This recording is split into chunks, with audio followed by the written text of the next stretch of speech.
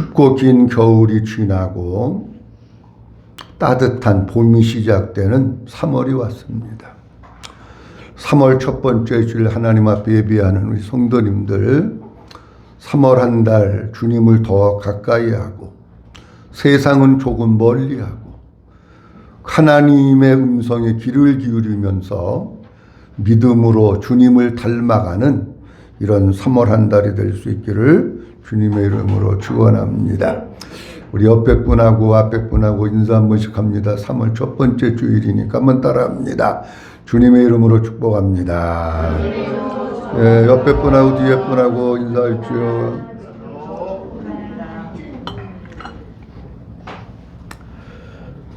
하나님께서 어느 날 호렙산에서 양을 치고 있던 모세에게 나타나셨습니다. 그리고 하나님께서 모세를 부르시면서 이렇게 말씀하십니다.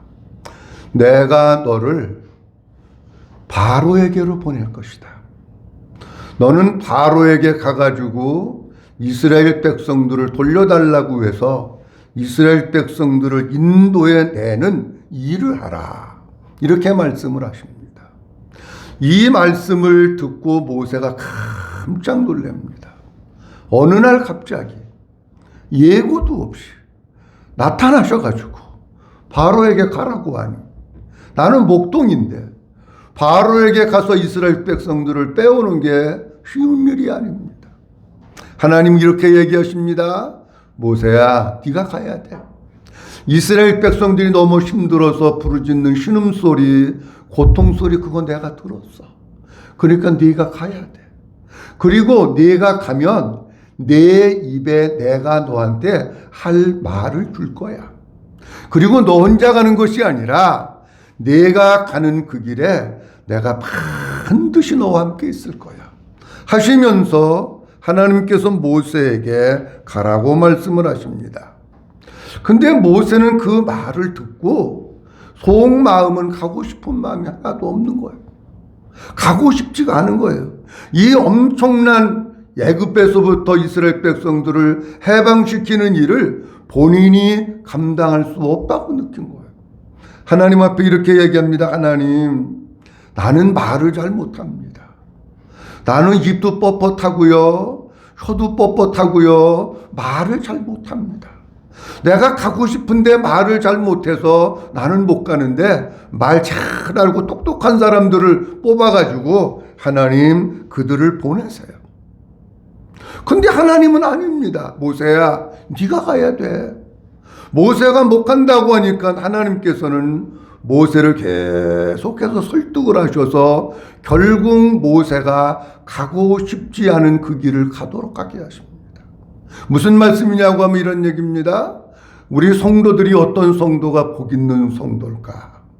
내 고집이나 내 생각대로 사는 성도가 복 있는 성도가 아니라 하나님의 음성을 듣고 하나님께 설득당하고, 그리고 하나님께 이끌려서 주님의 말씀대로 사는 성도가 복 있는 성도인 줄로 믿으시기 바랍니다.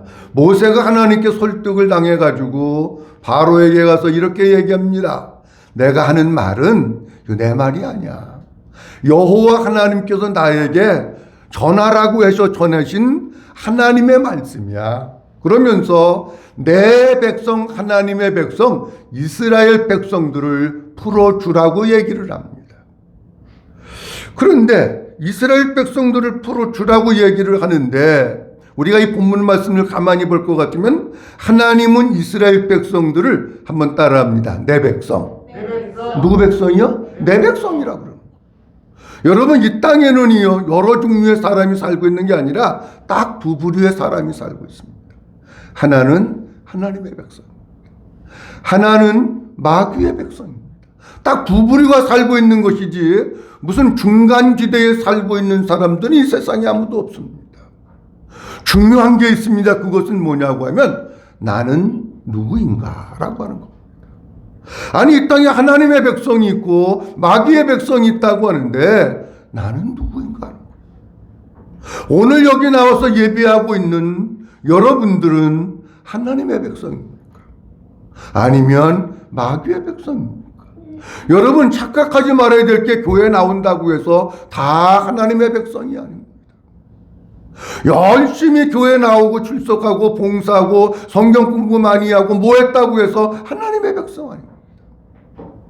그건 착각 속에서 우리가 살아가고 있는 거예요. 하나님의 백성은 복음을 듣고 복음을 깨닫고 복음을 믿고 그래서 하나님의 생명으로 거듭나서 이 속에 하나님의 생명이 있는 사람이 하나님의 백성입니다. 이 속에 하나님의 생명이 없으면 그 누구도 하나님의 백성이 아닙니다. 하나님의 생명이 이 속에 있다고 하는 얘기는 다른 말로 얘기하면 이런 얘기입니다. 하나님의 아들 예수 그리스도 안에 하나님의 생명이 있는데 하나님의 생명을 가지신 예수 그리스도가 내 안에 나를 성전 삼고 오셔서 내 안에 계시고 그분이 내 주인이 되시고 나는 그 예수님과 함께 사는 것을 의미하고 있습니다. 그렇게 해서 하나님의 생명으로 거듭나서 그 이름이 하나님 나라의 생명책에 기록이 된 사람이 하나님의 백성. 하나님의 생명책의 명부를 열람해 봤더니 이 사람 교회 오래 다녔는데 장로도 하고 목사도 하고 선교사도 하고 집사도 하고 했는데 이름이 없네. 그 하나님의 백성 아닙니다. 그러니까 나는 누구인가? 너무 중요한 얘기입니다. 여러분들이 교회를 얼마나 다녔느냐, 성경 공부, 성경대학을 몇 개를 뛰었느냐, 그런 게 중요한 게 아니고 나는 진짜 하나님의 백성인가라고 하는 거예요. 우리 사랑하는 성도 여러분, 진짜 우리가 복음의 말씀을 들을 때마다 온 마음 다해서 마음으로 귀를 기울여서 듣고 그 말씀을 아멘으로 받고 그래서 그 예수님이 내 안에 계시고 하나님의 생명으로 거듭나고 우리의 이름이 하나님 나라의 생명책에 기록되는 하나님의 백성으로 살아갈 수 있기를 주님의 이름으로 축원합니다. 근데 우리가 이 본문 말씀을 보면서 모세가 하나님께 설득을 당해가지고 하나님의 명령대로 가서 순종해서 가서 바로에게 전했어요. 그러면 이렇게 생각을 합니다. 야, 모세가 어떻게 바로왕을 만났을까? 근데 바로왕에게 가서 하나님의 말씀대로 순종했다고 할 것 같으면은 좋은 결과가 있어야 될까요? 나쁜 결과가 있어야 될까고요? 여러분들 생각에는 하나님 말씀에 순종했으니까 좋은 결과가 있어야 되잖아.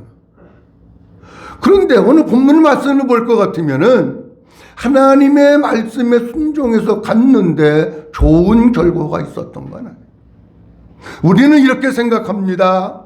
어쩌다가 한번 하나님의 말씀에 순종해 놓고 그러면 모든 문제가 해결되고 닫힌 게 열려주고 만사 형통해야 되고 그리고 그냥 하늘문이 열려야 되고 하늘에서 그냥 돈다발이 막 쏟아져야 되고 사업이 막 그냥 잘 돼야 되고 온 가족에게 좋은 일이 있어야 되고 아니 그렇게 생각을 합니다. 한번 하나님의 말씀에 순종했다고 세상 사람들이 얘기하는 대박이 터지는 건 아니에요. 하나님의 말씀에 순종했는데 모세가 그만 벽에 부딪히고 말았습니다. 무슨 벽에 부딪혔느냐? 바로의 벽에 부딪힌 겁니다. 그럼 우리가 또 이렇게 생각해야 됩니다. 모세가 하나님의 말씀에 순종해서 갔는데 바로라고 하는 거대한 벽에 부딪혔어요. 또 가야 할까요? 말아야 할까요? 어떻게 해야 됩니까? 바로의 벽에 부딪혔을 때에 모세는 그래도 가야 합니다. 그래도 앞으로 나가야 합니다. 이런 얘기입니다. 여러분들이 신앙생활 하다가 보면은 장애물도 만나고 벽에 부딪힐 때가 있습니다. 그때마다 주저앉으면 신앙생활 할 사람 아무도 없습니다. 한번 따라합니다. 벽에 부딪혀도 앞으로 나가야 한다. 아멘입니까? 벽에 부딪혀도 앞으로 나가야 돼요. 훗날 이스라엘 백성들이 하나님께서 바로에게 굴복시켜서 바로가 항복을 하고 이스라엘 백성들을 쫓아냅니다. 이스라엘 백성들 애굽 땅에서 자유와 해방을 맞으면서 쫓겨나서 가나안 땅을 향해서 갑니다. 해방의 기쁨 만세를 부르는 감격과 여운이 가시기도 전에 가다가 보니까 또 벽을 만났습니다. 장애물을 만납니다. 출애굽기 14장 15절 말씀에 보면 여호와께서 모세에게 이르시되 너는 어찌하여 내게 부르짖느냐 이스라엘 자손에게 명령하여 앞으로 나가게 하고 이렇게 말씀합니다. 벽에 부딪혀서 이스라엘 백성들이 어찌할 줄 모르고 원망하고 불평하고 난리를 치니까 하나님께서 뭐라고 말씀하시고 있느냐면 벽에 부딪히고 장애물이 있다고 해서 주저앉지 말아라. 이스라엘 자손에게 명령하여 한번 따라합니다. 앞으로 나아가게 하고 장벽이 있어도 장애가 있어도 앞으로 나아가는 게 믿음의 삶인 줄로 믿으시기 바랍니다. 히브리서 기자는 히브리서 10장 38절 말씀에 나의 의인은 믿음으로 말미암아 살리라. 또한 뒤로 물러가면 내 마음이 그를 기뻐하지 아니하리라 말씀합니다. 한번 따라합니다. 뒤로 물러가면 내 마음이 그를 기뻐하지 아니하리라. 뒤로 물러가면 하나님이 그를 기뻐한다고요? 안 기뻐하는 거예요. 하나님은 뭘 기뻐하시느냐? 앞에 장애물이 있고 앞에 벽이 있어도 여전히 앞으로 나가고 여전히 가는 것, 그것을 주님이 원하셔요. 그래야 영적인 변화가 있고 영적인 성숙이 있는 겁니다. 그렇다면 모세에게 나타난 벽은 무엇일까 하는 겁니다. 오늘 본문 말씀 가만히 보면 모세가 바로에게 갔어요. 하나님의 말씀에 순종해서 갔어요. 근데 거대한 벽이 세 개가 나타납니다. 첫째로는 바로는 나는 여호와를 알지 못한다고 강력하게 거부를 합니다. 5장 2절 말씀입니다.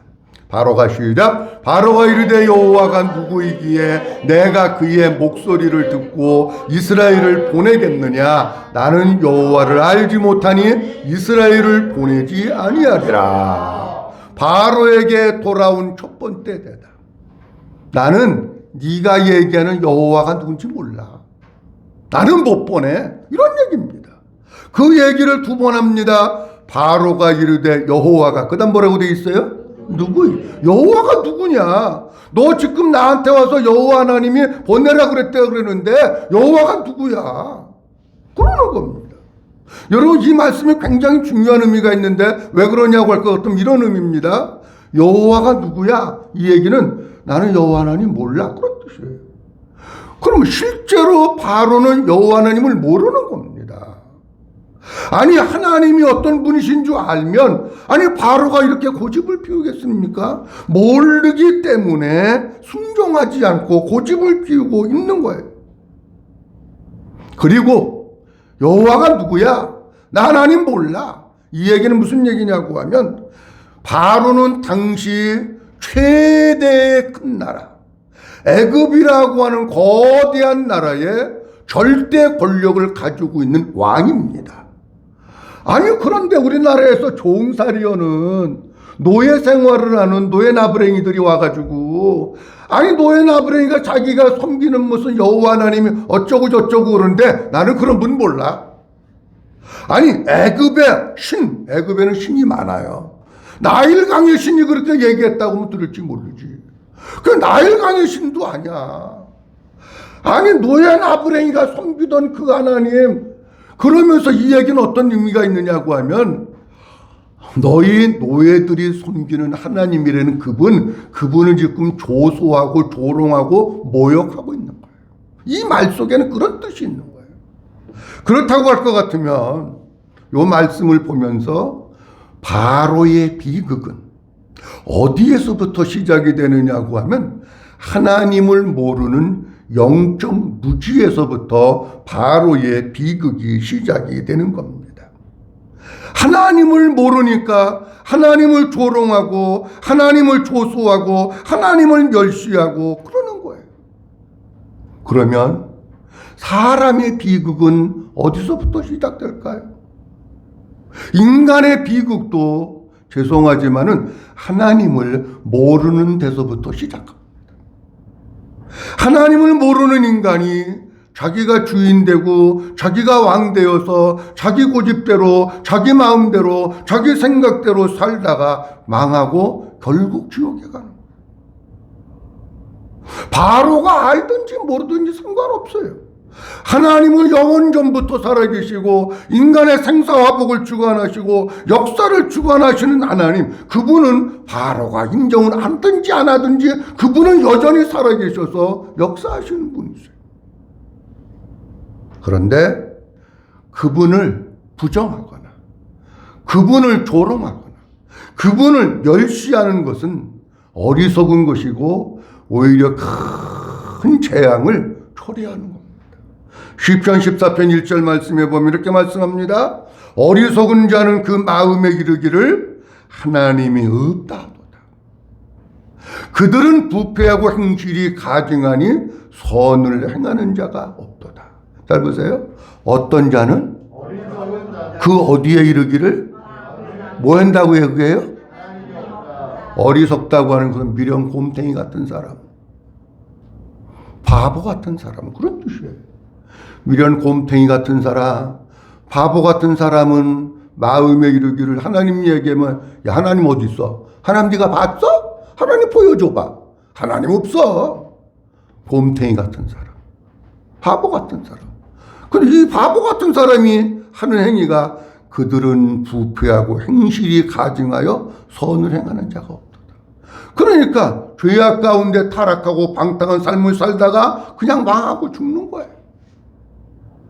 요한복음 17장 3절 말씀에 우리 주님은 이렇게 말씀하십니다. 다 같이 한번 봅니다. 시작. 영생은 곧 유일하신 참 하나님과 그가 보내신 자 예수 그리스도를 아는 것입니다. 아멘. 영생은 곧 유일하신 참 하나님과 그가 보내신 자 예수 그리스도를 뭐 하는 거라고요? 아는 거예요. 여러분, 하나님 모르는 게 자랑이 아니야. 하나님 모르는 데서부터 그 인생이 비극적인 인생으로 떨어질 수밖에 없는 거예요. 영생 유일하신 참 하나님과 그가 보내신 자 예수 그리스도를 아는 거. 예수님을 아는 게 지혜고 하나님을 아는 게 지혜고 하나님을 경배하는 게 인간의 본분이고. 근데 잘 보셔야 될 것이 예수 그리스도를 안다 그렇게 얘기했는데, 안다고 하는 얘기는 머리로 안다, 지식으로 안다 그런 뜻이 아니에요. 안다고 하는 것은 믿음으로 안다, 마음으로 안다, 체험으로 안다 그런 뜻이에요. 여기에 계신 여러분들이 하나님을 지식으로 알면 하나님 모르는 겁니다. 하나님을 마음으로 알고 믿음으로 알고 체험으로 하는 성도들이 될 수 있기를 주의 이름으로 축원합니다. 그 사람이 복 있는 사람. 바로의 이런 영적 무지, 하나님을 모르는 데서부터 비극이 시작되어서 애굽 온 땅의 재앙이 계속해서 임하는 거예요. 그리고 마지막 10번째 재앙, 모든 장자들, 바로의 장자서부터 권력 있는 자, 감옥에 친 자, 맷돌 돌리는 자, 종의 자녀 이르기까지 모든 장자들이 다 죽고 모든 처음 난 짐승의 첫 새끼가 다 죽고 온 애굽이 통곡과 울부짖음에 나라로 된 것이 왜 그러느냐? 바로가 하나님을 모르는 영적 무지로 인해서 생긴 겁니다. 창세기에 보면 롯이라고 하는 사람, 소돔과 고모라의 멸망이 예고되어 있는 거예요. 천사가 가서 얘기합니다. 이 성이 이제 소돔과 고모라 성이 유황불에 멸망할 거 빨리 떠나라. 그런데 누가 있었느냐고 하면 롯의 딸들과 약혼해서 이제 곧 사위가 될 예비 사위들이 있었어요. 예비 사위들이 하나님을 모르는 거예요.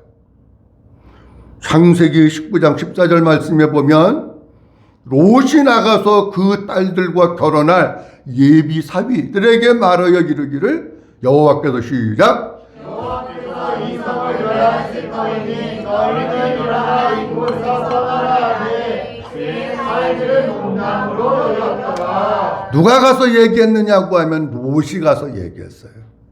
롯이 누굽니까? 장인입니다. 남자들이 가장 떨리는 순간이 있어요. 처음 장인을 만나러 가는 날.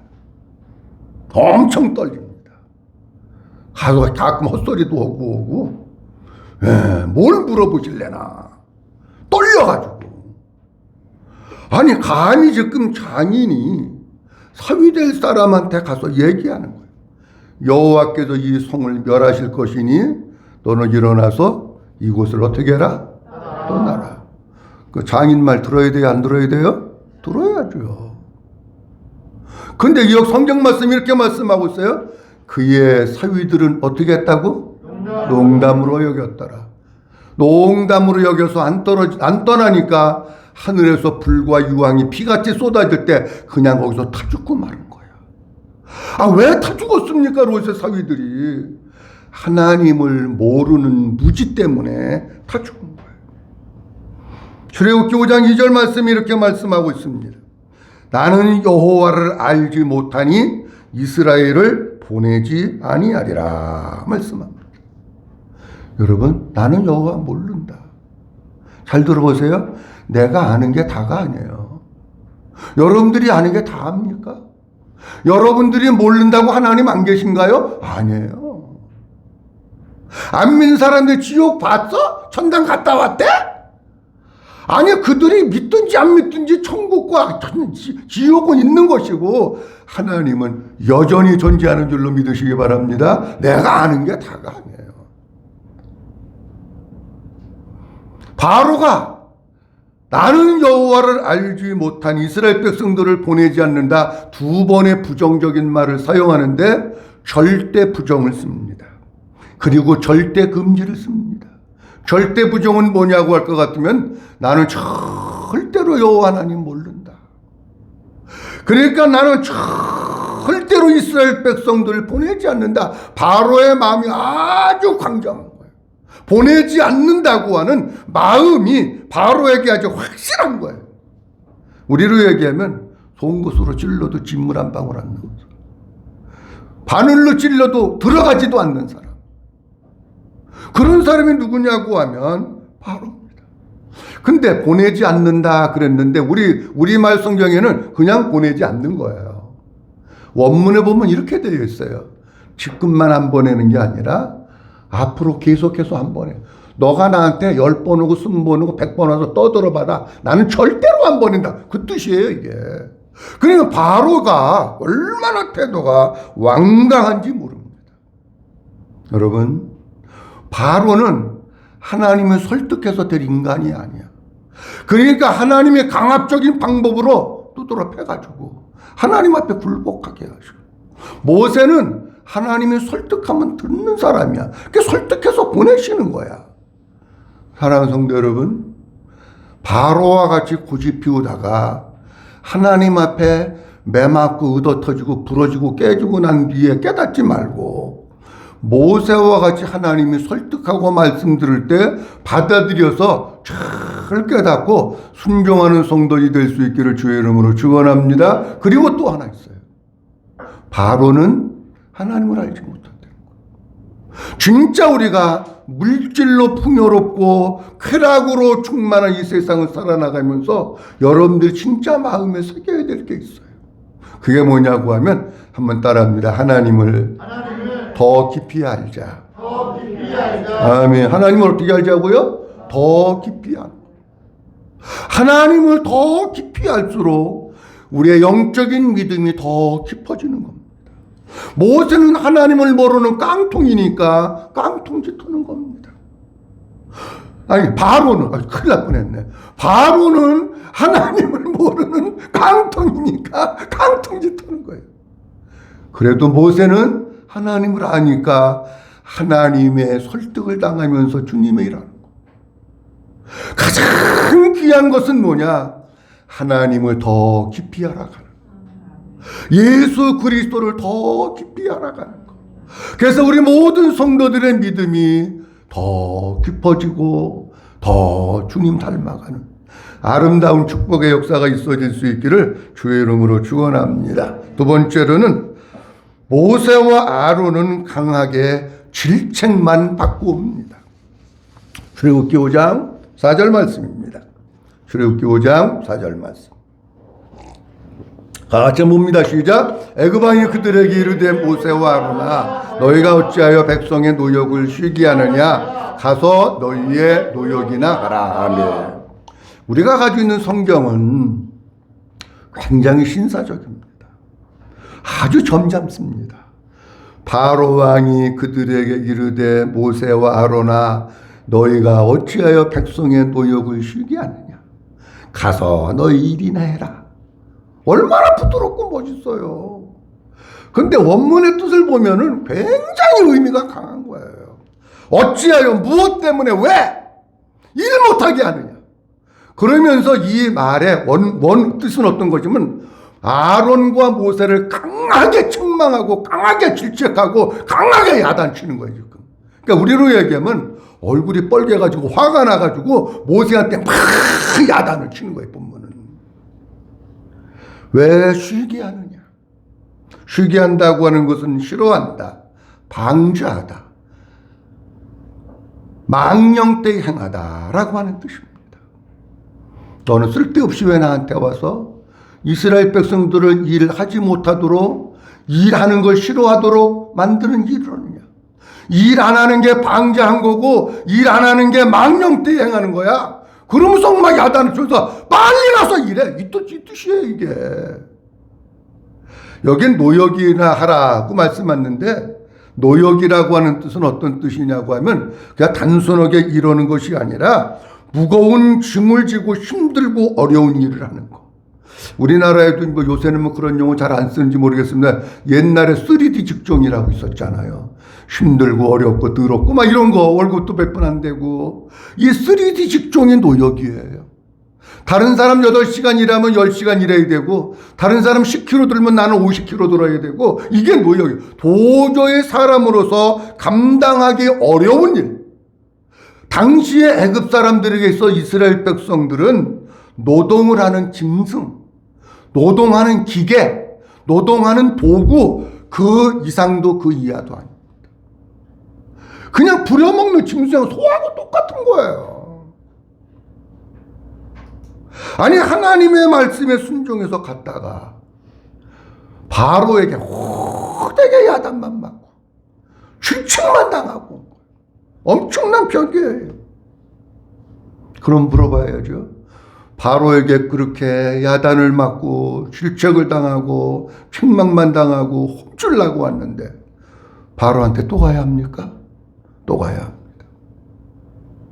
또 가야 합니다.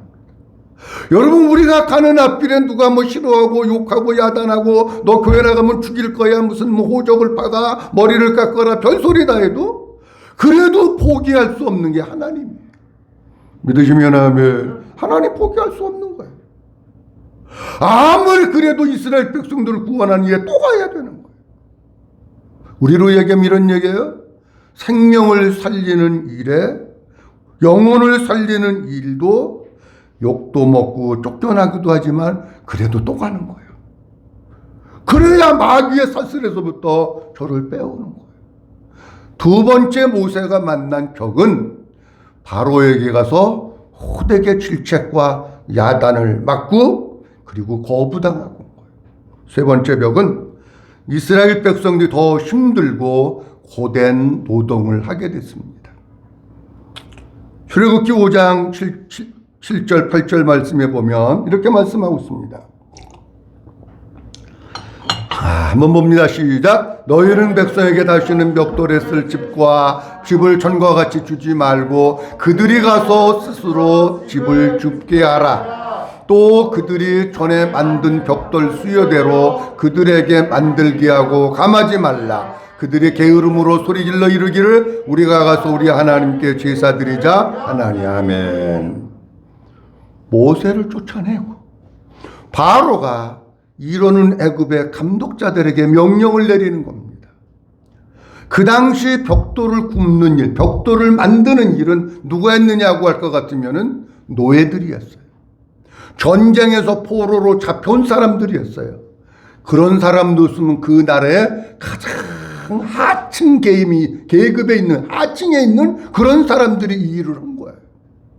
그래서 제가 이 말씀을 여러분들한테 설명해야 되는데 갑자기 고민이 생긴 거예요.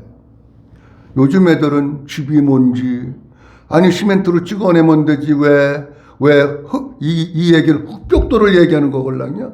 왜 흑벽돌을 만들어? 흑벽돌은 어떻게 만드는 거야? 왜 흑벽돌을 해? 찍어내지. 이런 생각이 갑자기 들면서 이게 어떻게 설명해야 된다냐 내가. 여러분 흑벽돌 찍는 거 보셨습니까? 나이 든 사람들은 봤을지 몰라도 젊은 사람들은 이게 뭔 소리란다냐 그럴 거 아니에요. 그래서 고민을 하다가 제가 흑벽돌 찍는 틀을 갖다가 내가 찾아보니까 내 마음에 드는 건 없는데 그래도 비스듬하더라고. 이게 흑벽돌을 찍는 틀이에요. 한번 보겠어요. 잘 보세요. 모양만 그냥 보셔야 똑같은 건 아니니까 또 넘겨주시고요. 예, 이게 네모나게 돼 있어가지고 옆에 손잡이가 있고 밑에가 이렇게 이제 바닥이 있습니다. 또 비슷한 거죠. 양쪽 손잡이 있고 네모난 틀이고 또 이렇게 돼 있는 거예요. 그러면은 잘 보세요. 됐어요 이제. 네. 자 그러면 우리가 그때 당시에 문화적인 배경을 알 필요가 있어요. 그때 당시는 시멘트 벽돌이 없었어요. 가장 좋은 게 흑벽돌이에요. 저도 어렸을 때 시골에서 보면 집을 지면 동네 사람들이 모여가지고 흑벽돌을 계속 한 장 한 장 찍어. 기계 있으면 막 초코도 막 찍어내면 되잖아. 근데 한 장 한 장씩 찍는 거예요. 보통 어려운 게 아니에요.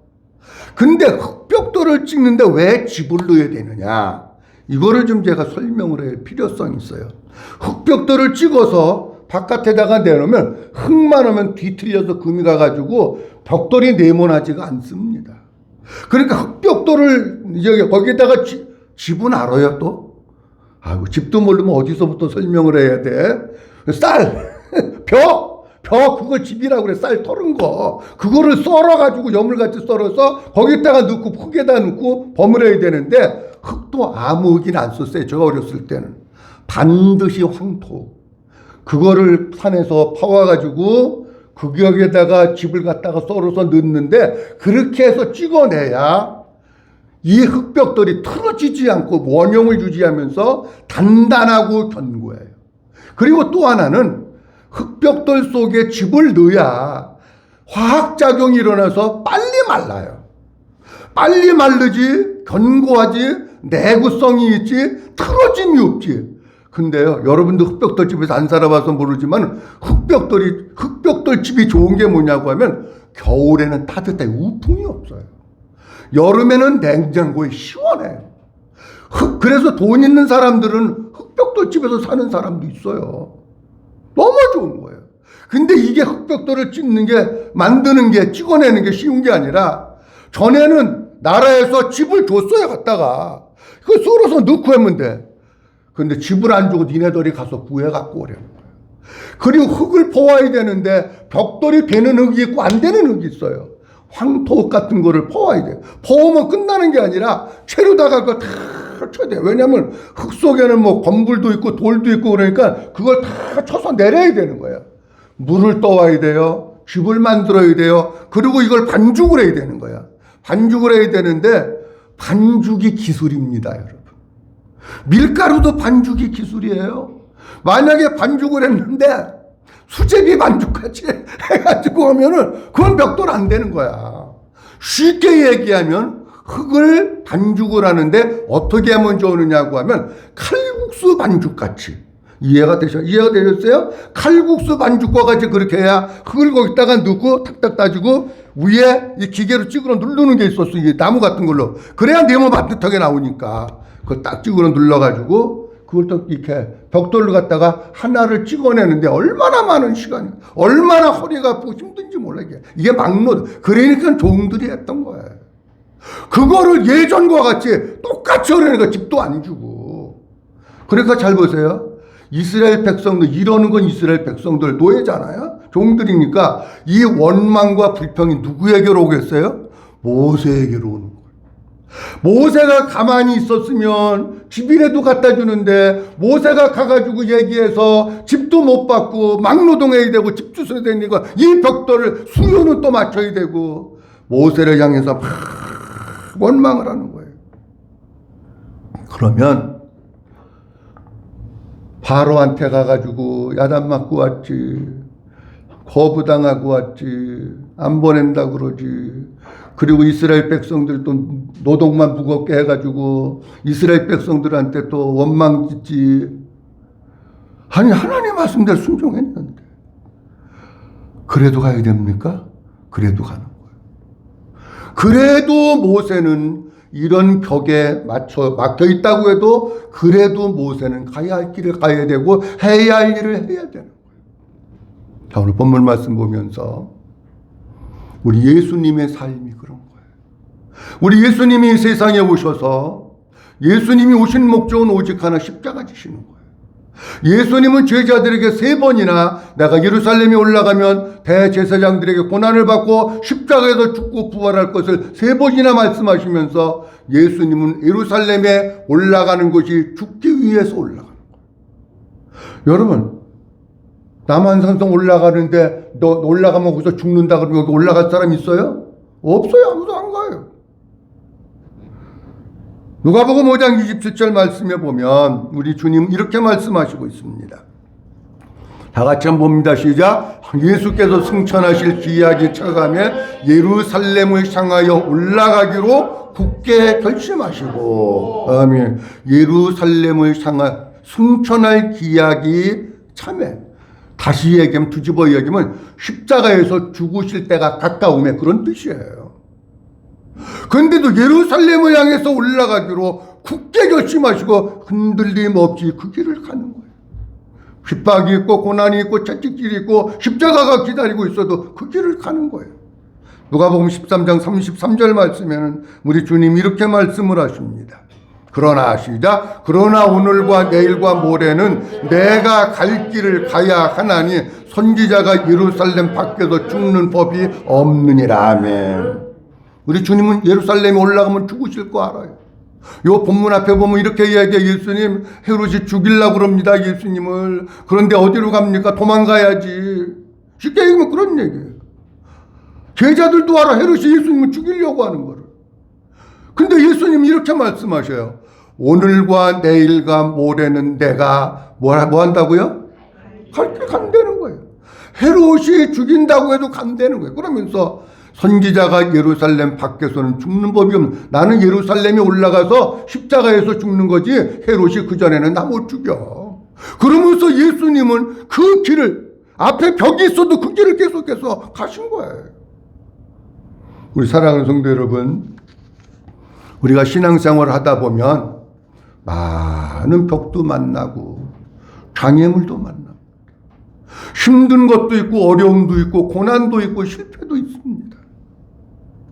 그렇다고 해서 주저앉으면 안 됩니다. 그렇다고 해서 낙심하고 실망하면 안 됩니다.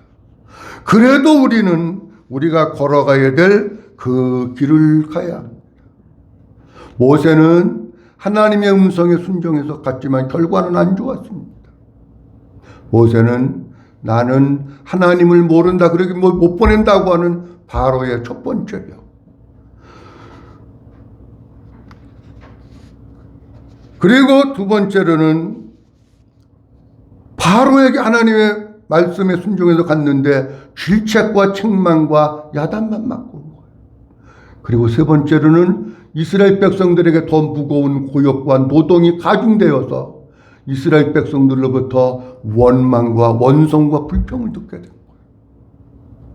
그런 일이 있다고 할지라도 하나님의 뜻을 이루기 위해서는 그래도 가야 합니다.